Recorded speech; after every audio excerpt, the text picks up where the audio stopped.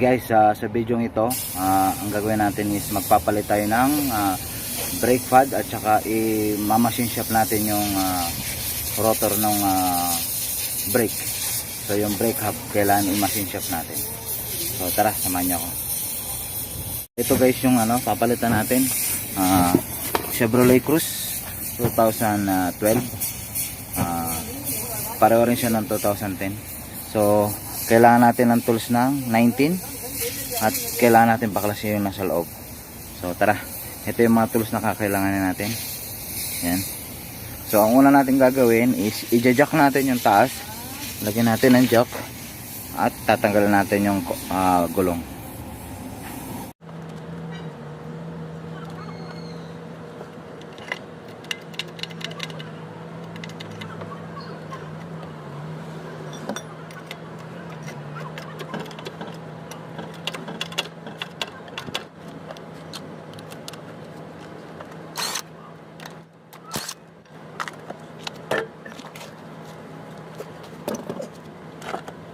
So ito na guys, natanggalan natin yung gulong.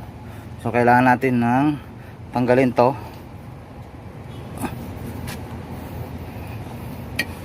Tanggalin natin yung bolt nut na number 10.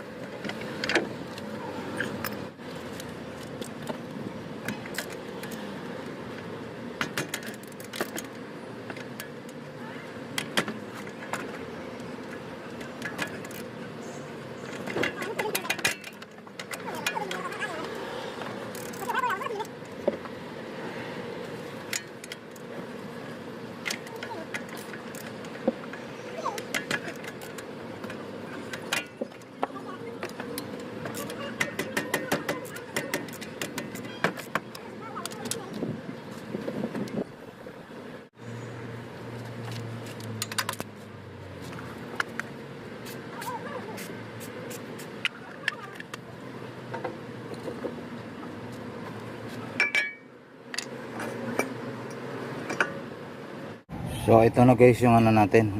Ito yung rotor na ipapamasin shop. So pag may problema na kasi siya, matunog na siya, ito yung possible na kinakain na siya. Tingnan mo, yung may lane na siya, tapos malaki na yung uka niya dito. So kailangan to i-machine shop para maging pantay uli. So tara, samahan niyo ako sa machine shop.